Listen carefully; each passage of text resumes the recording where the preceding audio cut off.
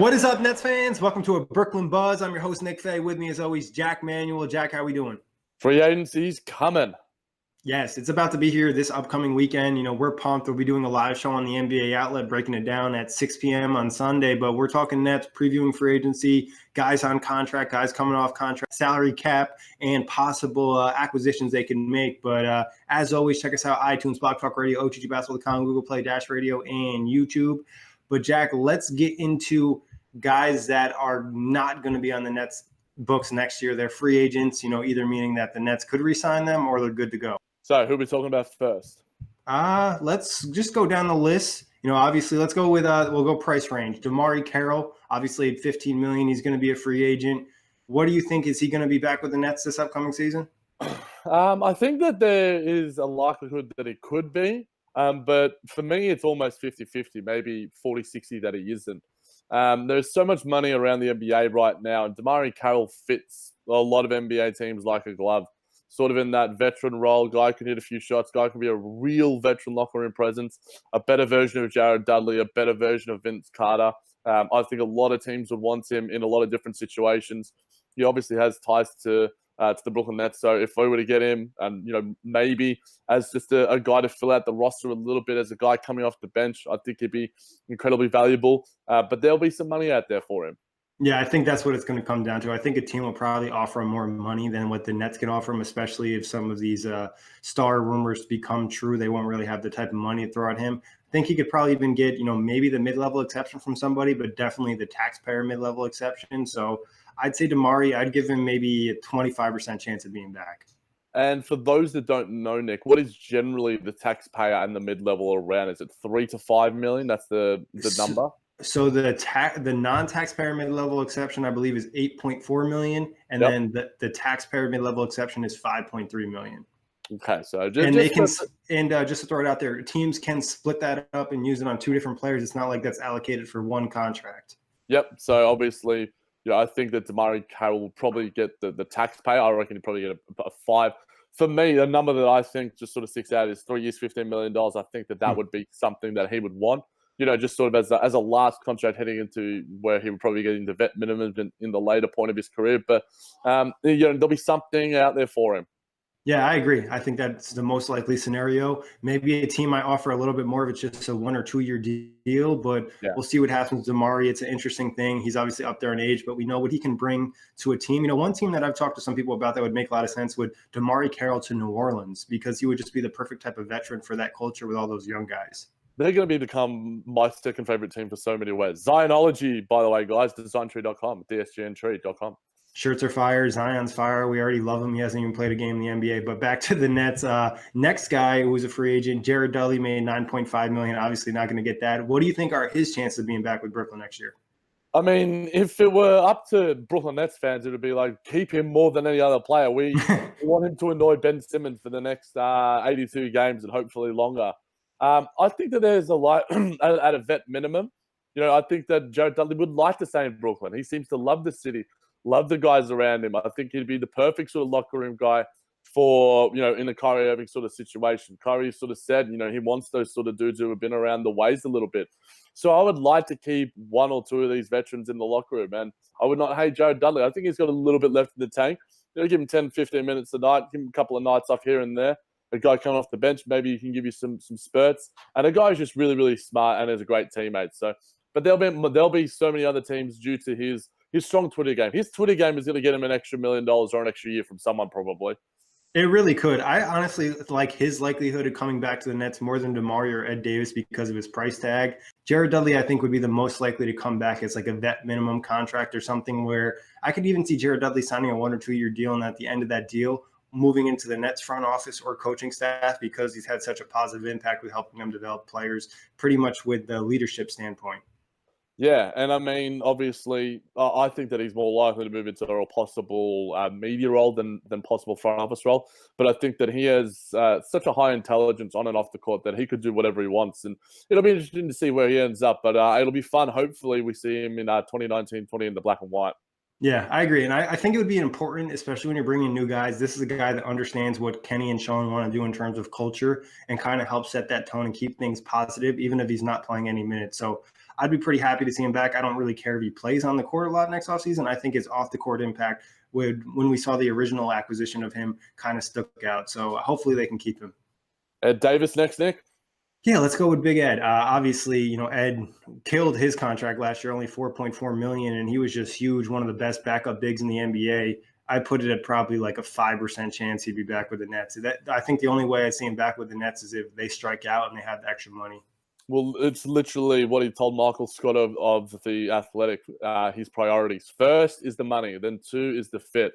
And then if it's a playoff team or a non-playoff team, an old or young team, whatever fits best for you. The last thing, I guess, is the city. But for sure, a guy like me, it's definitely the money for sure. A lot of guys won't say it, but trust me, 99.9% of the guys, it's about money. Just like for your job, you're going where the money is at. And I don't blame him. He deserves to get paid. I don't think the Nets are going to pay him. I mean, if we do strike out in some form or another, I wouldn't hate paying a guy like Ed Davis. He's built such great rapport within the Nets organizations and as a whole. One of the best free agent signings of last offseason and one of the best free agent signings the Nets have ever had. I wish Ed well in wherever he goes. I think that a lot of teams as a backup big, you can do no worse than adding a guy like him. And with plenty of teams having some cap space, I wish Ed well. It almost seems fait accompli that he'll be on a different team and outside of the Brooklyn borough. Yeah, and I think a guy in Ed's situation who hasn't necessarily made a ton of money in his NBA career, it makes a lot of sense for him to get more money, especially probably his last good contract he's going to get. He was underpaid last season. Like you said, will be Ed Davis fans moving forward, whatever team he signs with. Absolutely. Now, we got Angelo Russell. We don't really have to chat much about him because you could check out all the previous buzzes. He's been a topic for pretty much the last month. But any other thoughts you want to get out on him? Obviously, restricted free agent, has the cap hold. The Nets will likely renounce when they go after trying to sign Kyrie and KD. I doubt they renounce it until they actually have confirmation. Yeah, I mean, that there are certain dates that are worth keeping an eye on in that sort of sense. I think Nets Daily has a sort of date deadline to keep an eye on. They provide some great information in that. But his cap hold is a little bit over $21 million, so it is a large one. Obviously, there'll be teams throwing some restricted offer sheets at him in some sort of way. Obviously, Kyrie Irving and the rest. But again, we go in depth on that on the last free agency preview and plenty of other free agency previews in the Brooklyn Buzz as well. Yeah, and just if they haven't listened, what's the percentage you think D'Angelo's back with the Nets? Did I say 18%? Yeah, you did. I said 20. So we're pretty much eye to eye on that. Obviously, we wish D'Angelo the best, but if the Nets are looking to upgrade and get some stars, it might mean letting him go. And he's done a lot for the franchise, and we'll appreciate that. Rondé Hollis-Jefferson, who we also touched on some previous shows, restricted free agents. The Nets already, I believe, renounced his rights. So they didn't even send a qualifying offer for Rondé. So it is the end of his tenure in Brooklyn. We spoke about him in real glowing terms, and he deserves all the praise that he got. Sort of the first guy, the longest tenured Net in terms of his time with the Brooklyn Nets organization. We're certainly going to be following him for many years in this NBA. I've said that before. We wish him all the success. He doesn't need it. He's going to be a guy that's around this league for a long time. And I sincerely believe that because he does have a skill set that I think a lot of teams will value, especially in the modern NBA. 100%. We love Rondé. And then in terms of other free agents, we got Theo Pinson, Allen Williams. I think that a lot of it will depend on, we'll see a lot of these confirmations come July 1st, come June 30th, 6 p.m., where we get all these confirmations around who we sign, who we don't sign, Shabazz Napier, all the Trevion Graham, all those sort of guys. It'll be interesting to see because Theo is one of the best dancers, had some of the best reactions and meme reactions. I remember when we were at the New Orleans Pelicans game afterwards, we went on Twitter and Anthony Davis had a 2029 and Theo Pinson turned himself into a meme, just seeing the reaction to that stat line. There's awesome. Yeah, I wouldn't mind seeing Theo back. Obviously, it's going to be more of a money thing. The Nets probably could get him cheap. And then in terms, like you mentioned, Shabazz and Trevion Graham, non-guaranteed contracts. Likely the Nets would have to waive those contracts if they're landing the two big fish in Kyrie and KD. And then the Nets are getting the rest of their cap space. Obviously Dwight Howard buyout, Kenneth Reed buyout. Darren Williams sadly is still in the books next year for $5.4 million. How long is that left of that, by the way? Do you know? Just next year. Next year. then Thank we God. can. We don't have to talk about Deron Williams, Darren, whatever your freaking name is for the. Oh, thank you. Just go. Exactly. So that's where we're at in terms of free agents and non-guaranteed contracts, and the maximum amount of cap space via Keith Smith. You can find him on Twitter. 68.6 million. Obviously, they can move some other contracts they want to get more. Projected cap space if they do not renounce D'Angelo's rights is 48.5 million.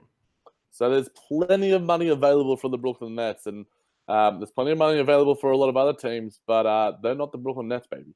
Yeah, I think the Nets are top three. I think the only team that I believe has more money than them is the Knicks. Yeah. And the Knicks obviously did not have the same success the Nets had last year. A couple teams can make moves to get close. You know, the Clippers have enough. They can move Gallinari, I believe, to get a lot closer because they're at 57 max cap space right now, and Gallinari makes a good chunk of change. So other teams can get up there, but the Nets are in a really good position considering the players they have under contract. We certainly are.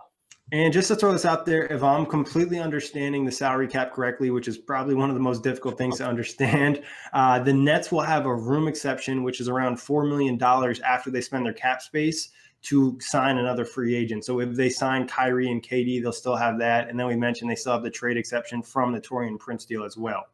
So that means, Nick, that you can get a player on a $4 million deal 1 year, or can you get him for an extended period? I believe it. I think the long term is 2 years. I'm not 100% sure. You would have to check that out at either like NBA.com or like hoopsrumor.com. Usually have the info on that. Not a walking encyclopedia on salary cap stuff yet.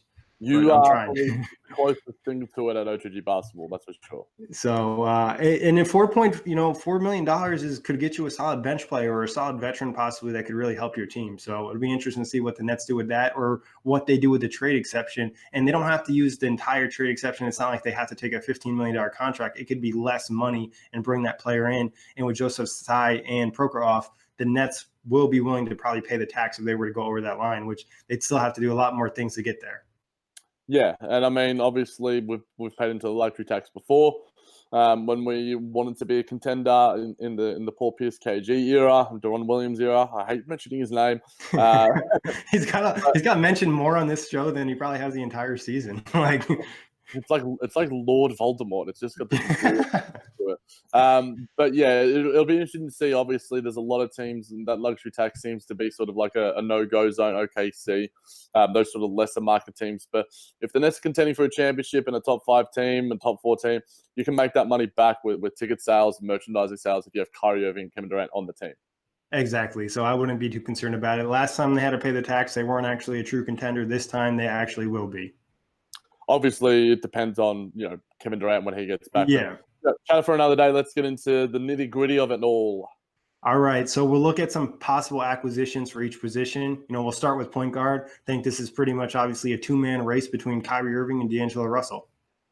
It's literally a 2-man race. Kemba Walker's not in there. There are no other guys. There might be some lesser sort of guys in waiting in the wings as sort of backup, third sort of point guard sort of options. But we said earlier in the episode, 18 to 20% that we see D'Angelo Russell, which means I guess we're about 80% on the likelihood that Kyrie Irving turned into a Brooklyn Net, which I mean we've spoken about at length. But I mean, what is there more to say? Yeah, I mean, it's exciting. And I think a lot of people, you'll look at it now and be a little upset because you have the taste of D'Angelo last year and Kyrie's last season and all the negative rumors being released about him via the Celtics, isn't putting him in a positive light. But when you see Kyrie Irving put on a Nets uniform and drop 40 and break somebody's ankles, I think you'll feel pretty good. And again, wearing the number 2, hopefully. Yeah, and wearing the number 2, obviously Brooks, our boy. And we talked about it, like you said, Jack. Backup options. We're looking for a third string point guard, somebody on the cheap. It'd be close to a vet minimum or less than that. You're thinking guys probably like a Devin Harris, a Shelvin Mack, maybe get lucky in a TJ McConnell, but nothing too crazy as your third string point guard. We spoke about it just before we recorded, Nick. Let's keep Shabazz Napier if that's the case. Yeah, true. And the Nets are in a nice position because Karis LeVert can play point guard as well. So, you have a player that you could sub in if there's an injury to Kyrie or Spencer Dinwiddie. You have another player that can take on the backup point guard duties. Yeah, exactly. So, shooting guard, I don't think they'll be super active in shooting guard unless they don't land, Kyrie and KD. Maybe the shooting guard they would look at would be somebody like a Jimmy Butler if that was one of the backup plans. Yeah, I mean, there's all these sort of like lesser sort of guys that you could talk about. Rodney Magruder, Garrett Temple, these sort of vet guys that you sort of got to fill out the roster with. That could add something. And I think that it depends on obviously if we were to get Kyrie and or KD. But you look at the sort of vet options, guys that could fill out the roster a little bit, not necessarily take a massive sort of cap hold, but we'll keep an eye on those sort of guys. But I think that there'll be some veterans out there.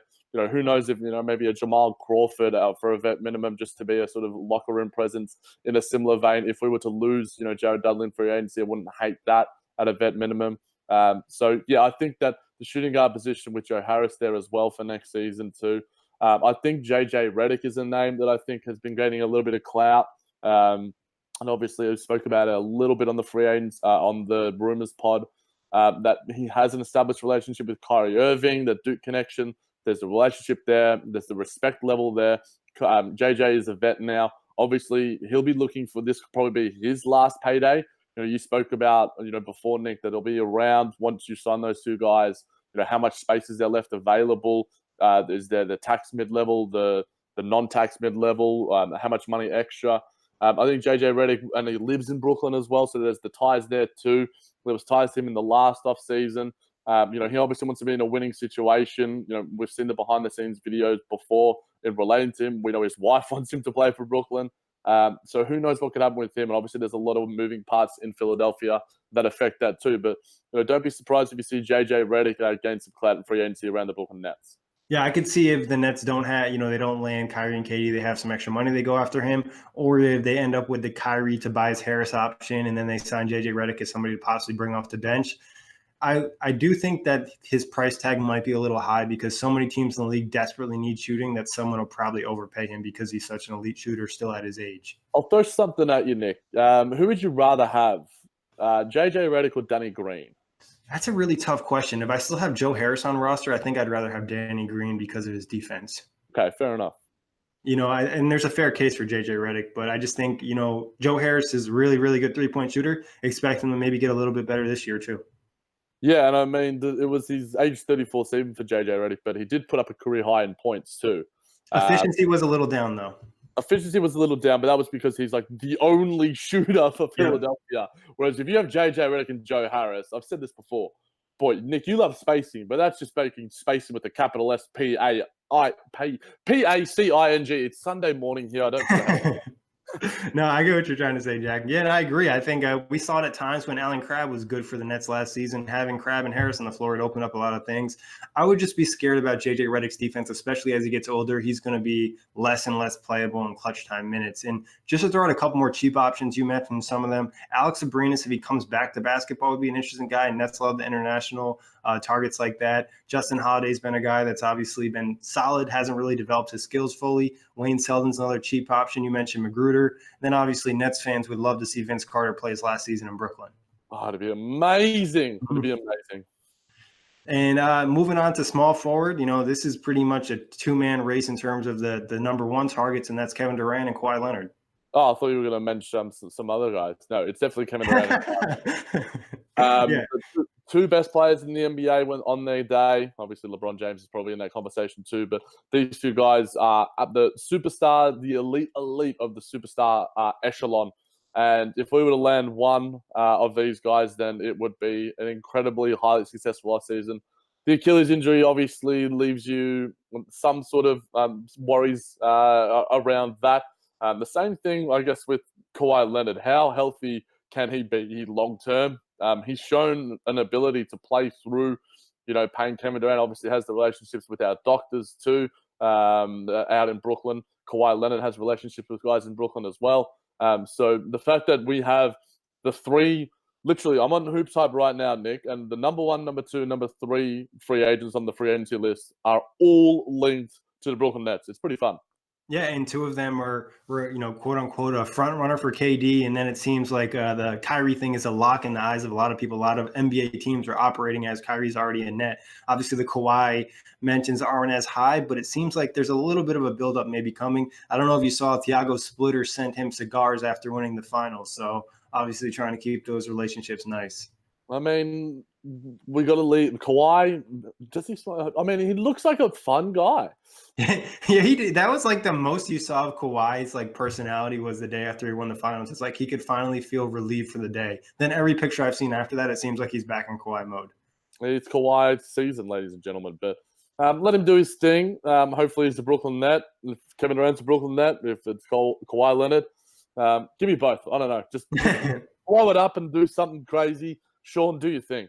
Yeah, do your thing, Sean. We'd be pretty happy about both. And then just cheap options, possibility to fill out the end of the roster if you're looking at, we talked about DeMarre possibly being back, but likely getting more money. Somebody like a James Ennis would probably come cheap, or a I'm pulling a Corey right now. Yeah, exactly. So that would be definitely some of the options I think as cheap, but small forward's not really a need, even if they don't add one of these guys, because I think they're pretty high on Prince and Rodions. And we have spoken about as well, Tobias Harris is probably that sort of number two option behind landing one of the big sort of fish. And we spoke Would you consider him more of a power forward? Because I think I would. I would, but I think that when you're talking about 3s and 4s these days, they're certainly interchangeable. And Tobias Harris can't play the 4 and 5, so I consider him a 3 and a 4. I think you play multiple positions in today's NBA, unless you are like a pure point guard or a pure center. If you're a shooting guard to power forward, to me you can play both shooting guard, small forward, power forward. I think you have to be able to play more than one position in today's NBA, and that's what I think Tobias can. He can play the 3 and the 4. Yeah, I think that's a fair point. I think Tobias definitely offensively has no issues playing small forward. I think laterally would probably be where he's a little bit better at the power forward defensively. But like you said, you're interchangeable, and a lot of times you're getting switched up on defensive assignments because of transition or just switches happening in the other team's offense. Yeah, definitely. And there's a lot of guys out there that would probably fit around the sort of wings. I like Terrence Ross as a shooting guard, sort of small forward sort of option, but I think that he'll be looking for a bit more money, and I don't think the Nets will be willing to offer it to him. Yeah, I think Terrence Ross or like a Jeremy Lamb, they'll probably get a little bit more money. There's a couple other shooting guards that are interesting, but they're probably a little bit out of the Nets price range.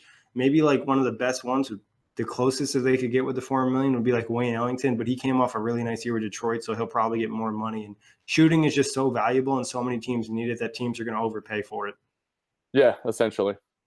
Now, power forward, we mentioned Tobias. He's kind of between. Any other power forward options you like? I think this would be a route the Nets would attack more if they missed out on KD or Kawhi. It seems to me the position of need the most within the Brooklyn Nets organization, and the position that seems to get the most chatter on Twitter.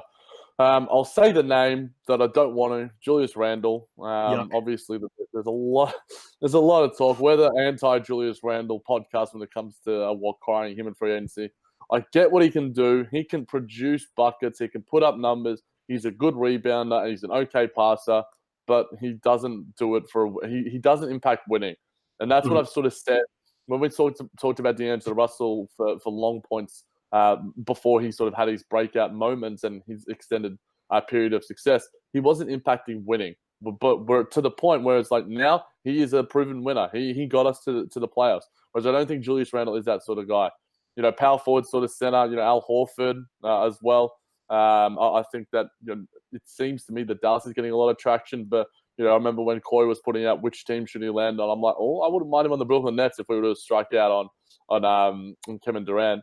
But there's a lot of sort of guys, Paul Millsap as well with the Denver Nuggets. Obviously, he has that. It's a team option, so whether the Denver Nuggets want to bring him back, he'll be a nice fit on any sort of organization in a similar sort of way with Al Horford. And then there's sort of the lesser likes. You're talking about your Nikola Mirotic, your Marcus and Markieff Morris sort of types. These sort of guys that can sort of fill out your roster. Al-Farouq Aminu, and a guy who I like probably an even sort of cheaper range is a guy like Noah Vonleh. I remember talking about him in midpoints of the season. I'm like, I wouldn't mind trading for him or acquiring him in some sort of way because I really like his game and what he produced for the Knicks this season. Yeah, honestly, I have a lot of the same options you have. Obviously the dream scenario if you miss out on the other guys would be trying to convince Porzingis to come, but I don't think Dallas would give him up. Millsap, I think the Denver's definitely going to not bring him back because I think it's like a $30 million team option. They could go after some guys and even try to re-sign him. One guy that I also like is Trey Lyles. I'm not really sure about his role moving forward with Denver. He didn't get playing time in the playoffs, kind of fits in that system a little bit. And pretty much everybody else you said, like I mentioned, Horford, Mirotic, Aminu, and then obviously possibility to bring back Jared Dudley, but he's probably not really going to play if he's brought back. Yeah, essentially. And I think, you talk about all these other sort of guys. It's that, despite the fact that it's a really top-heavy sort of free agency sort of list, guys that we haven't mentioned as shooters and defensive sort of guys, as shooting guys, just looking through the list because it's just such a large amount of players. A guy like Wesley Matthews or Reggie Bullock, but I think they're going to be wanting to get a little more money than the Nets will offer. But they will fit any sort of team that they go on because they can play defense and they can shoot a little bit. Yeah, 100%. I think that's where it comes down to is like a lot of these guys, do they get contracts or are they waiting around and just trying to go to a winning situation for a year or two or something like that? And as the Nets sign the big stars, now people are willing to kind of take some of a pay cut, not only because they're playing with stars in a winning situation, but they're also living in a big market. Actually, JaMychal Green, I'll throw his name into the list as well. I think that, what he proved with the Clippers in the playoffs and what he's done for a large portion of his career in Memphis too, I think that he could be a nice fit on the Nets and other teams as well. I just like what he brings as a guy who can play the 4 and a little bit at the 5. He could shoot, not necessarily at an elite level, but a pretty competent level. And I mean, I think we'll probably get to the centers in a little bit, but he could certainly play the center position too. Yeah, that's what I would like about Green or Vonleh is that they could play the 4, but you also could play them as a small 5. And Green is somebody the Nets were linked to when he was a free agent the last time when he, I think, signed a 2-year deal with Memphis. So I wouldn't be surprised if they try to get him in there, and they could probably get him on a pretty cheap deal. So you're telling me that the Nets aren't going to get Carmelo Anthony, Nick? I don't think so, but hey, you never know. I mean, what was Carmelo wearing? Did you see his last outfit? Yeah, if the NBA turns into 5 guys versus chairs, then Carmelo Anthony is going to be dominating. Yeah, he doesn't. I'm not even trying to throw shade. He doesn't look like he's in amazing basketball shape. Still plenty of months of the season, but if I was picking somewhere with Carmelo, I think he's going to sign in LA. And yeah, that seems the most likely thing. And obviously, it'll be at some sort of vet minimum. But I love it. He still has provided me with one of my best in-game moments, in basketball history when I saw him, the Dwayne Wade goodbye game, the retirement game where he came on the court, took the dribble, was going to shoot, and then he didn't. It got the arena erupting, and the league will be better in some form or another, be it like for negative content or positive content with Carmelo Anthony in it, because we need more of the banana boat crew kicking around. 100%. I mean, he still has some game, and we'd like to see him maybe have a little bit more success before he has to retire and not go out the way that he did, because it'd be kind of sad after a really nice career for him. But getting to centers, we don't think the Nets are going to go after any starting centers. It would be all backups. We kind of discussed Dwayne Dedmon, DeAndre Jordan. Another guy I guess you could probably consider maybe a Robin Lopez. He might get a little bit more money, though. Yeah, and I think DeAndre Jordan has getting some stronger links, probably because of his ties and relationship with Kevin Durant and Kyrie Irving. Would he be willing to take unders to play with those guys? I have no idea. Some other guys that you can maybe chuck into the conversation, maybe like a guy like Rashawn Holmes, with the fact that the Phoenix Suns have now landed Aaron Baines. True. So how many centers do they really need on the roster? Joakim Noah, I think, had proven himself to be a productive sort of player and was pretty good with Memphis when he signed with them. I think he'd be a really good guy off the bench and a guy who could sort of, with the 2 young centers that we have, I think we would need that sort of veteran presence. I think Joakim Noah would be a perfect sort of fit there. But I think that he's more likely to head to a team like the Los Angeles Lakers. That's just the vibe that I sort of get. But I wouldn't hate Joakim Noah on my roster either, despite the fact that when we want to have shooting, you don't want to necessarily have a guy like Joakim Noah out there. Amir Johnson is another sort of guy as a veteran backup. When he's not texting on the bench, he can be a nice little option. Had to throw a little bit of shade at him because, we were there for that sort of moment. But yeah, there's guys in terms of backup bigs, that sort of third big, or even just backup big in general. I think that in terms of the Nets need to prioritize that because they saw in Ed Davis how much value it provided them having 2 bona fide centers. And I don't think you can necessarily head into next season having 2 bona fide centers that are a rookie and, a guy with a rookie sort of body. They essentially have very similar games when it comes to especially their frame. You need a bit of bigness and toughness down there. And I mean, yes, aggression, and we've spoken about it before, is overrated, but you need just someone with size at that 5 position. And I think some guys that we just spoke about there could help provide that. Does Zaza Pachulia fit that mold? I have no idea. I don't want him to. I would much rather have Joakim Noah, Rashawn Holmes, and these other sort of guys. Marcin Gortat, I have no idea. There's some guys on there, Greg Monroe, these sort of guys that I think can be some sort of service as a third big. Yeah, you're looking, I think, for either, a backup big. I think you need, like you said, a physical presence. It doesn't have to be anything crazy. It doesn't have to be super aggressive, but somebody who's 7 feet and can handle a body down low. Like, if you're trying to get through the East, you got to do a Joel Embiid, and you need some options to throw at them. And if you're getting possibly a third big too, I think it's the same thing. You're looking at some type of veteran. Hopefully nobody can mess up the locker room, but somebody who can bring a big presence to the court when needed, and you don't need to necessarily play them a lot. Out of the names that we've said, Nick, who would you prioritize in that sort of stretch? Like Gortat, Noah, Kylo Quinn is another name that could be in that sort of range. And yeah, who do you sort of think fits that sort of mold? Nene. Nene. I forgot about him, to be honest. I think he's still under contract with Houston. But Joakim Noah, I would be interested. But he said his biggest issue with the Knicks was the city, that he couldn't contain himself. Oh God. So I wouldn't be interested in that, because it just feels like there's just issues with that. Some players just can't handle the city. DeAndre Jordan, who you brought up, I think could be a really good option. In terms of the third center, man, just a lot of those names all have really maybe give me some Kaminsky action. Yeah. Oh God. I was on the one that said do not trade for Kaminsky. I mean, Dwayne Dedmon would be more of a backup, and I'd really love him. Kevon Looney would be amazing, but I don't think they have the money for him. I would just kind of really hope to get Robin Lopez. I don't know if you can get him for a cheap tag, but if you can, do it up. And you mentioned Holmes as well. I thought Holmes played really well. And at times I felt like on the court, he was almost better than having DeAndre Ayton, because he could actually play defense and read the floor. Yeah. And also another name in the wings who is probably another guy we can't get, but had a really, really nice season with Dallas, is a guy like Maxi Kleber. Yeah, it would be a great fit for the system. Can shoot the three. Obi. Everyone go see John Wick 3. He gets killed by Keanu. I'm not going to spoil it, but he does get killed. Everyone, guys, that's his thing. But Boban, he kills in that role. And if he goes to Brooklyn, it can be a couple of short indie films as well. Build up his sort of resume on that sort of end of the floor. And if we were to get Tobias Harris, Bobby and Toby action, bring it to Brooklyn.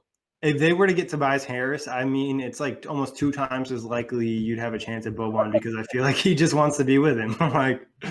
Who wouldn't? Best friend. If we were to be together in the same city, I wouldn't want to leave it either. Yeah, no, it's true. And they played pretty much their whole NBA career. I mean, Boban was they were in their first stints alone, but then they got traded to Detroit. Then they went from Detroit to the Clippers, then to Philadelphia together. Why not stick together? Another center we didn't mention, but he is restricted. I'm not sure what offer would steal him away. I don't think you have to pay a ton. Jordan Bell. Yeah, that's a name that I sort of saw. And I think that he would leave, because I think I don't know how great his relationship is with a guy like Steve Kerr. But I think that to have 3 young up-and-coming centers it looks good on paper. It's risky. It is risky, like you said, Nick. And I think, if you're wanting to challenge and be a top 4 team, you get KD, Kyrie. I think you can't necessarily take any risks, too many risks. So that's why, you look at Dwayne Dedmon, DeAndre Jordan, Rashawn Holmes to a lesser extent, Robin Lopez. These sort of guys provide a bit more stability and just with their veteran sort of presence. So I wouldn't hate Jordan Bell on my team. I mean, if we were to sign him just as an acquisition, I would like it. I spoke about Kevon Looney in the players, and I think that Jordan Bell is better than what he has shown on the Golden State Warriors. So if he were to leave Golden State, I think that would be his best option to grow as a player. Yeah, it's funny. Him and Pat McCaw, their rookie seasons were really good in Golden State, and then it's they got worse the following season. So I don't know. It's something weird going on there. Obviously, it's a little hard to develop players when you're winning championships. Jack, we do have some questions on the last YouTube live show we just did. They said they missed the show, and they wanted to see if we could answer this on the free agency pod. So it was, if Kyrie and KD come to Brooklyn together, who should the Nets target this upcoming season? Why KD rehabs? He votes for Danny Green, the mid-level exception. The Nets won't have the mid-level exception, so that kind of hurts their chances at getting Danny Green. But who would be some targets you'd be looking at? Pretty much all the cheap options we mentioned. So it would be, would we have more than a veteran minimum? So we'd have the room exception. So if you're salary, if you have cap space, soon as you use cap space, you only have the room exception. It's because you're operating as a team with cap space. And then if you're over the cap line, but not over the tax line, you get the non-taxpayer mid-level exception. Then if you're over the tax line, you get the taxpayer mid-level exception. Yeah, I think a part of me would want to offer that money to a center. Yeah. Guys that we literally just spoke about, Dwayne Dedman, Robin Lopez. I think probably two prime candidates for that. And I think that maybe you want to target a power forward, but I think when if you're talking about like a guy like Marcus Morris, I think that he'd probably be wanting to take a little bit more. And Jermichael Green as well. Just a role player who what you're going to get from him night to night, in a similar vein to what we got from Ed Davis last season. I think the guys that we sort of spoke about a little bit sort of fit into that category too, but the names that sort of stick out, Michael Green, John Jordan, I don't think would be willing to take that little of money, maybe as a 1 year sort of deal, and with the promise of getting a bit more in the next season. But Dwayne Dedman, obviously, he's done the phone symbol to us before, Nick. We've seen it in person. He didn't give me his number, so I couldn't necessarily text him about it. You can't negotiate for the Nets here. I'm negotiating for him, unfortunately. It's not tampering because I have no affiliation, despite that the Brooklyn Buzz is a very popular podcast. But yeah, I'd love to have one of the Morris brothers, preferably Marcus, Jermichael Green, or a Dwayne Dedman. Those would be my three guys. I don't know if we could get them for that little amount as well. Yeah, you'd probably be more likely to get Markieff at that price because he had such a down year. Like I said, it'd be tough, and you'd kind of just wait it out to see who's available after a lot of the guys sign the bigger deals. And maybe even like just a shooter. I mean, I don't know if Seth Curry is willing to take unders again, but he proved that he can defend his brother, and if he can defend Steph Curry, one of the best point guards in the league, maybe he can defend some other sort of small point guards, which there are quite a large amount of them too. So you mentioned Justin Holiday as well. These sort of role players that you want consistency from, I think that's what you're looking for with that sort of little amount of money. Yeah, I mean, maybe you could get Reggie Bullock for like $4 million. He had a really down year in the second part of the season with the Lakers. I think teams still might value him a little bit more, but you never know. I know the Nets, I think, had some ties with him around a trade deadline at some point because he is a good three-point shooter when he's knocking them down. Actually, Noah Vonleh as well. We spoke about him a little bit. I really, really like him, despite the fact that he is young and we talked about consistency and veteran presence. I think Noah Vonleh has been around the league enough, despite the fact that he's only just 23 years old. He knows how to rebound the ball. He knows he's got some crafty little moves. He can shoot the three a little bit. And despite the fact that the Knicks, I don't know if they're willing. I don't know how often you would see the Knicks and the Nets sort of working out deals and sort of that teams changing in that sort of regard. But Noah Vonleh is another name that I'll chuck in there too. Yeah, and I think you could get him cheap. I mean, he had a good year, but I still think teams will be a little bit wary about kind of throwing him big money because it was on the Knicks who had a really bad year. And Crimson Striker still has a couple thoughts. Kyrie comes by himself, in which who would the Nets pair with him? We kind of mentioned that in the last show. It'd probably be Tobias Harris and some other guys that fill out the roster. And then the third scenario that he mentioned would be if the Nets whiff on all free agents in terms of Kyrie and KD and just bring back D'Angelo Russell, what should they do with their cap space? Do we sign Tobias Harris? Is that the sort of go-to? I mean, because next year's free agency class isn't amazing. Do you take on more bad contracts? I don't think you do. So I think that Tobias Harris seems a likely sort of option. But then it also leaves room to get some other guys that we sort of spoke about who are more in that sort of mid-level range that we sort of chatted about. Guys like Danny Green, guys like JJ Redick. These sort of guys that can add a little bit of value to your team in a lot of different ways. Do we re-sign an Ed Davis if that's sort of the case? I think that there's a likelihood with that. You can add plenty of value still with that sort of money, that mid-level sort of money around that range. Can you target some other guys? I'm trying to think of something like Nikola Vucevic. I mean, I think he'd probably want a little bit more money, but I know that the Celtics have been linked to him too. Al-Farouq Aminu, these sort of guys that can add something to your team. Just maybe even the Thaddeus Young. Does he make his way back to Brooklyn? There's some names around there that, and I think you probably have a little bit more money to maybe even target Nikola Mirotic too. Obviously, there's the fact that the Nets should get better in some stretch of the imagination because of the amount of money that they have. I don't see Sean Marks as a guy throwing another massive offer sheet as a restricted free agent, but I think he'll get some money, and I don't think he'll do overs. I think he'll probably have learned his lesson from the Alan Crabb scenario in terms of just falling in love with the guy. I think that he's a bit more measured these days. But other than throwing massive money the way of the big guys, Kawhi, KD, and Kyrie, there's plenty of sort of mid-range guys that you can sort of get around the wings. Yeah, and I think in those situations, Sean Marks really didn't have a choice. He just needed to try to acquire talent, and the only way he could would be overpaying. So if the Nets were to just retain D'Angelo Russell, they could wait to sign his deal, so they'd have 48 million to play with. You could sign Tobias Harris. We mentioned a number around like 24 million for him. You'd still have 24 more million to play with, possibly enough to even sign somebody like an Al Horford or one of these fringe all-star level type players. So your options would still be open. That's why I'm not really nervous if Kyrie and KD don't sign or Kawhi doesn't sign. There's still a lot of different options to improve this team and be better going into next season. Yeah, the Nets will be better next season in some form, obviously, because we're such a young team with the nucleus that we have currently. It just depends on the route that happens with free agency and who we sign, who we don't sign. But it's by the time this comes out, it'll only be a couple of days away until the reality is upon us and free agency kicks off, and the Nets are a completely different organization heading into 2019-20. 100% Jack, spot on as always. Always a pleasure talking Nets with you. Thank you everybody for listening. Check us out iTunes, Blog Talk Radio, OTGBasketball.com, NetsRepublic.com, Dash Radio, YouTube, and Google Play. Like Jack hinted at earlier, we'll be dropping a lot of shows, especially if the Nets sign some of these big time stars, which it looks like is a real possibility.